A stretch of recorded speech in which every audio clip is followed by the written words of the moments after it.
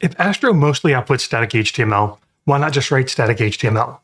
It's a reasonable thing to wonder, especially if you've been doing this for a while, and if you're skeptical of tools that add complexity without adding enough in return. This is the last episode in the first section of the series. The goal of these first 4 episodes has been to help you orient yourself. What Astro is, what working with it looks like, when it makes sense, and when it doesn't. After this, we shift gears. But before that, there's one more question worth answering honestly. If a site is mostly static, why use Astro at all? Why not just write HTML and CSS like we did in the good old days? What does Astro actually solve that plain HTML doesn't? Plain HTML works well. When it's written carefully, it's simple, predictable, and accessible. And none of that changes. The problem is what happens once a site grows past a handful of pages. The moment you have a shared header, a footer, navigation that appears on every page, metadata that needs to be consistent, you're not really managing pages anymore. You're managing copies of the same thing, scattered across files, slowly drifting apart from each other. And that drift is where the real problems start. It doesn't happen all at once. It creeps up on you. And before you know it, you find yourself refactoring the whole site because it's gotten so out of hand. This isn't a new problem, though, and the industry's been building tools to address it for a long time. Dreamweaver had templates and library items for this exact reason. You defined the reason once, locked it, and changes propagated across every page that used it. It's clunky by today's standards, but it worked well and the underlying idea was sound. More recently, tools like PineGrow take that concept even further. You can define reusable components, manage structure visually, and get a lot of the same consistency benefits all inside a desktop application without a build step or a terminal insight. You can even allow content editors to use PineGrow as a desktop CMS by defining certain areas that they can edit in a special CMS mode. I've been using PineGrow on real projects, and it genuinely delivers on its promise. So the problem Astro is solving here isn't new, and Astro is not the only thing that solves it. The difference is where the tooling lives and what it assumes about your workflow. PineGrow is an application you install and open. It manages the complexity inside of a GUI. Astro puts that same structure directly into the project, in files, in code, visible and portable without any particular application to open them. And that's a trade-off worth thinking about. A desktop app is more approachable and doesn't require a build process.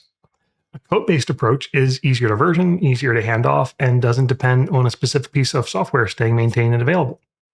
Neither is obviously the right answer. They both solve the same problem, just from different directions. Let's take the example of SEO. It's an easy place to see why consistency matters here. When every page has its own head section managed by hand, things get missed. Titles get forgotten, descriptions don't match, a canonical tag is wrong on one page and nobody notices because there's no system enforcing consistency. Nobody sets out to let this happen, it just accumulates. It's sort of like that pile of papers that keeps appearing on your kitchen table over time. Or is that just me?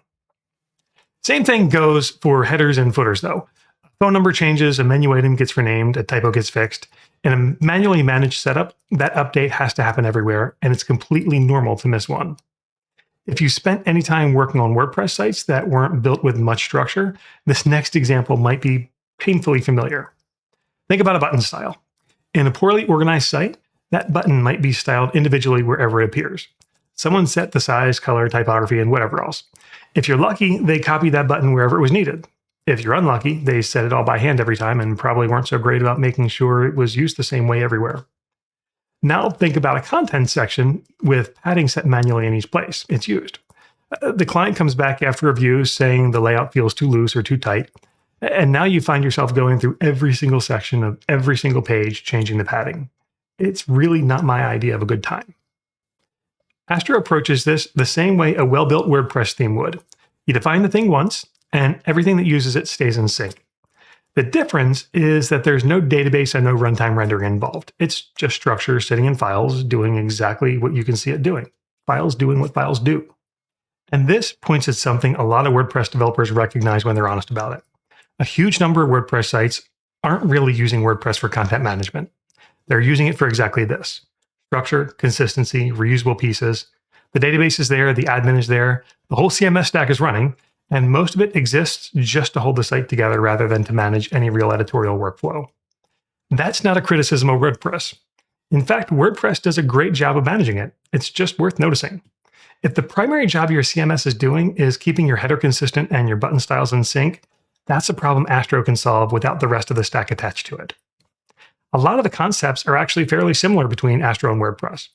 Layouts work like templates. You define the outer shell of a page, the header, the footer, the main content area, and then individual pages slot their content into it. Components in Astro work like blocks and patterns in WordPress. You write a component for a button, a card, a hero section, a call to action, whatever, and then you use it wherever you need it. The component defines the structure and the styling, and what changes between uses are the props you pass to it. The heading text, the image, whether there's a button or not, what color the background should be, the component handles the rest. You insert the component into your page using markup that looks surprisingly simple and HTML-like. So instead of copying and pasting hero section across 5 pages and then trying to remember which one you updated when the design changes, you just have one hero component with a set of defined options. Change the component and every instance of it changes with it. Collections work like custom post types. A collection of blog posts, case studies, or team members is defined once, and every entry in that collection follows the same structure. Prompt matter fields in Astro work like ACF fields in WordPress. At the top of a content file, you define the fields that belong to that piece of content: a title, a date, a featured image, a category. It can be static in the file or dynamically pulled from someplace else. Astro reads those fields at build time the same way WordPress reads ACF data at runtime. Astro is actually quite nice because you can run functions right in there as well. The main difference with all of these is where the data lives. In WordPress, most of that lives in the database. Post types, field values, settings, options. In Astro, it lives in files. Site-wide settings, configuration, global values all live in plain text, JSON, or TypeScript files sitting right there in the project alongside everything else. The point is, when you need to make a change to your site, and there's always something that needs to change, you change it once and everything stays in sync. That's less error-prone, and over the life of a project, it saves time, money, and sanity. One thing I really appreciate is that Astro lets you decide how strict you want to be. You can keep it loose and flexible, or you can enable TypeScript and start enforcing real rules so that the project doesn't slowly start to turn into a mess. That type of crap creep we talked about earlier becomes much harder to introduce by accident. Now, don't get me wrong, plain HTML is still appropriate in a lot of situations. One-page sites, short-lived projects, things with minimal content and no expectation of ongoing changes. Sometimes it's just easier to crank out a little HTML. Astro does come with trade-offs, and sometimes those trade-offs really just aren't worth it. And with AI coding, making a static HTML site is quick and simple. That wraps up this video and the first section of the series. At this point, you should have a decent sense of what Astro is, where it fits, and where it doesn't. The next few videos are going to be a little bit different. Rather than continuing to evaluate Astro from the outside, we're going to start looking at how it actually thinks and behaves on the inside. How does Astro figure out what to do with pages, layouts, and content? What's actually happening when a build runs? A lot of Astro can feel like a magical black box until you see the logic behind it. And once you do, most of it turns out to be pretty straightforward. That's where we're headed next. As always, thank you so much for your time, and I will see you in the next video.